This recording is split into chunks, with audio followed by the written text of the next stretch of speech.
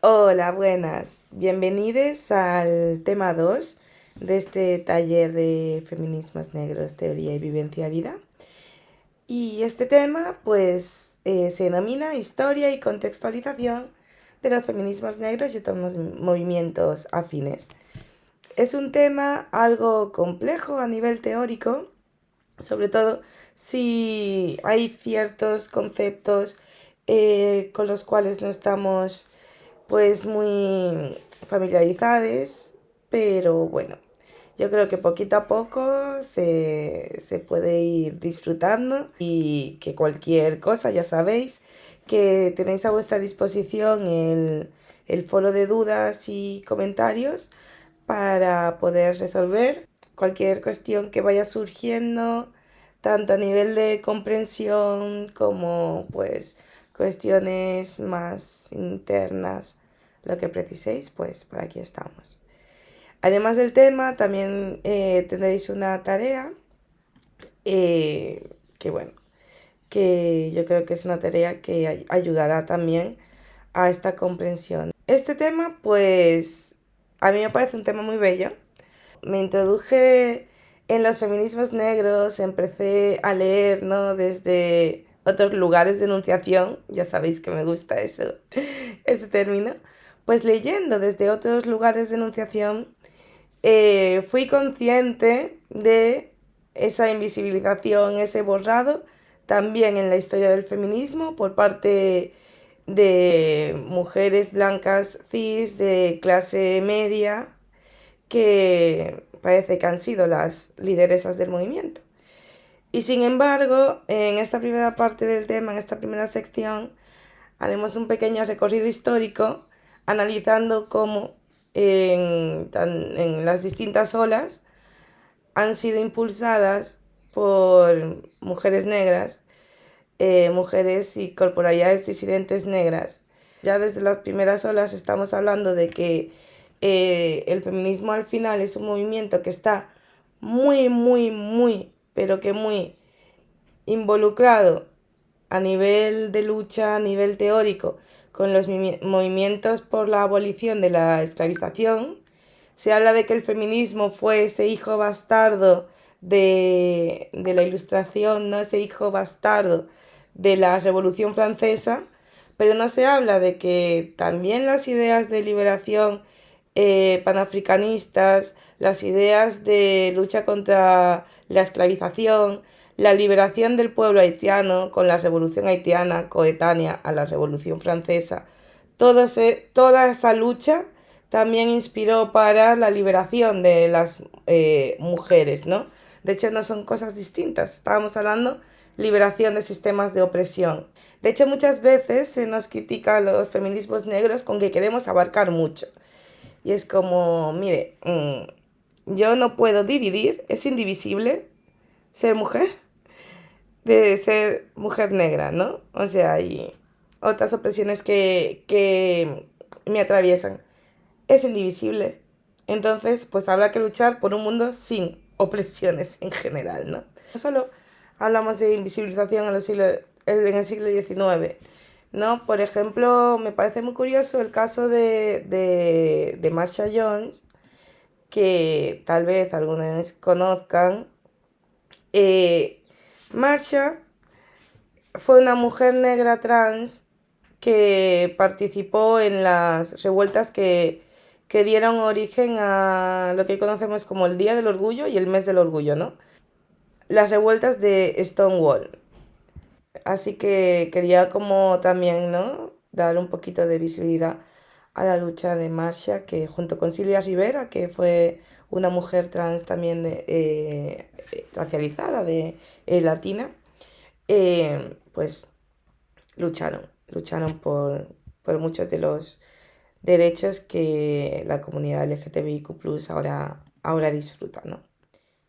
Luego también el tema, una vez que analizamos las olas del feminismo desde una perspectiva afro, ¿no? Una perspectiva negra, luego luego también analizamos un poquito como los cismas entre el denominado feminismo blanco hegemónico y los feminismos negros. El feminismo blanco hegemónico sería ese feminismo eh, cuyos sujetos son las mujeres cis blanca, normalmente cis blanca hetero, y es un feminismo que está completamente cooptado por la institución, un feminismo que la única opresión que le interesa es la del patriarcado, porque es la única opresión que les toca, porque prácticamente ninguna más, ¿no?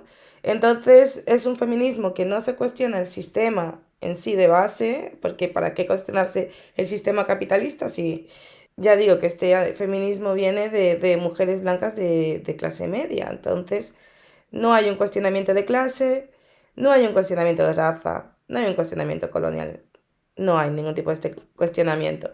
¿Qué ocurre? Que a lo largo de los siglos de la historia del feminismo ha habido muchas tensiones entre mujeres negras y mujeres blancas. Y estas tensiones, aquí, de ahí saco el famoso discurso de Soy una truth, de acaso no soy una mujer, que tenéis en materiales de estudio, que es importante eso, escuchar, entender, ver el contexto, pero que también entender de dónde viene, porque si las reivindicaciones de los feminismos negros son diferentes, es porque provenimos de diferentes lugares de enunciación. Yo en mis talleres presenciales siempre hago esta pregunta, ¿no? Preguntaros si os suena quién es la abuela de vuestra madre, ¿no? O la madre de vuestra abuela, me da igual. Si tenéis en la mente quién era, su nombre, algo, os han contado alguien de esa persona, ¿no? Es alguien que relativamente es de la historia reciente de la familia, ¿no? En el caso de mi familia, así como otras muchas familias cubanas, pues la abuela de mi mamá, la abuela Ángela, resulta que nació en 1885 siendo una mujer liberta. ¿Qué significa eso? España hasta el 86 no... En el 80 abolió la esclavización, pero hasta el 86 no dio realmente la libertad. Entonces, pues, ni siquiera fue ella la que nació como una mujer libre. De hecho, fue mi abuela, mi querida abuela Nené, la primera en esa rama familiar en nacer como una mujer libre. Es muy duro cuando vas profundizando en esto, ser consciente de que tu historia familiar está repleta de violaciones, literal, violaciones sistemáticas, literal, porque eso era lo que eran los cuerpos de las mujeres negras racializadas. Si tú eres una persona racializada en Aviala, va a haber mucha mezcla y es difícil que no hubiese mezcla. Y esa mezcla era, tú eras la esclava que te quedabas preñada del amo, con procesos de violación sistemática. Bell Hooks, en su libro ¿Acaso no soy yo una mujer?, que es un homenaje, ¿no?, al discurso de See You the Truth. Bueno, ese libro es brutal, también muy recomendado. Y hace un recorrido duro sobre la implicación de las mujeres blancas en la esclavización. Porque Bell Hooks alega que las mujeres blancas también fueron amas, también fueron responsables y que les interesaba. Les interesaba que toda esa furia animal que no podían controlar los hombres, ¿no? Porque al final las mujeres y los hombres negros éramos los animales, pero los que tenían ataques incontrolables eran los hombres blancos que no podían evitar violar. Pues entonces las mujeres blancas estaban muy a salvo de que esas violaciones no fueran para ellas, al menos de manera sistemática, ¿no?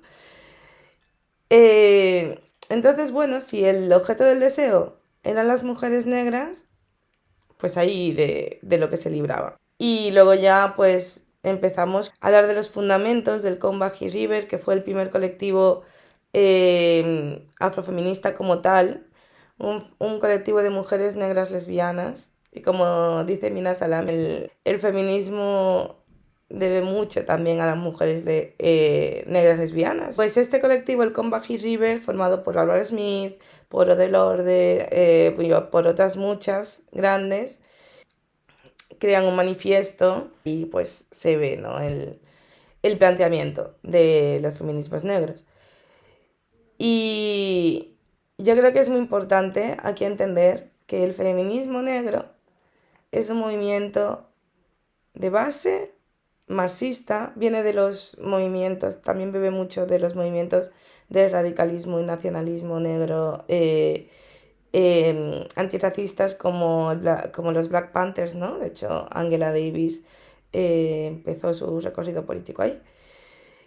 Entonces es importante entender los feminismos negros luchan contra el patriarcado, luchan contra el capital, contra el capitalismo, contra el imperialismo, luchan en general con cualquier tipo de opresión que esté haciendo que haya una jerarquía clara de una serie de personas por su identidad antes que otras, ¿no? Después ya, por ir cerrando, también me parecía importante hacer una relación con otros feminismos no occidentales, como el indígena, como otros feminismos africanos, como el feminismo decolonial, ¿vale? Sobre todo el feminismo decolonial, muchas de sus bases las estudiaremos en el siguiente tema. Para finalizar, quería hacer eso, dejar un pequeño recorrido sobre algunas mujeres afrofeministas lideresas, ¿no? Sobre todo lo hago en Estados Unidos, en Abya Yala y en el continente africano. Bueno, y ya para terminar, quería leeros un fragmento muy repetido, muy analizado, de Ode Lorde, que en el tema ya os hablo más en profundidad, bueno, un poquito más profundidad de ella, pero es una mujer negra de Harlem, de la época dorada de Harlem. Ella siempre se presentaba como mujer negra, guerrera, feminista, lesbiana, activista y poeta, ¿no? Tiene un discurso muy conocido que es: las herramientas del amo nunca desmantelarán la casa del amo. Un discurso que se recoge en el libro Sister Outsider, en castellano La hermana la extranjera, que es un libro compendio de varios discursos de Ode Lorde. Y dice así: las que estamos fuera del círculo de la definición que esta sociedad da de mujeres aceptables, las que hemos sido forjadas en las encrucijadas de las diferencias, las que somos pobres, que somos lesbianas, que somos negras o que somos más viejas. Sabemos que la supervivencia no es una habilidad académica. Es aprender cómo estar en pie sola, impopular y a veces vilipendiada, y cómo hacer causa común con esa otra gente identificada como ajena a las estructuras, con el fin de definir y buscar un mundo en el que todas nosotras podamos prosperar. Es aprender cómo coger nuestras diferencias y convertirlas en potencias, porque las herramientas del amo no desmantelarán nunca la casa del amo. Nos permitirán ganarle provisionalmente a su propio juego, pero jamás nos permitirán provocar auténtico cambio. Y este hecho solo resulta amenazador para esas mujeres que todavía definen la casa del amo como su única fuente de apoyo. Así que nada, espero que disfrutéis mucho del tema. Seguimos hablando por foros, por emails y en contacto. Y eso, seguimos.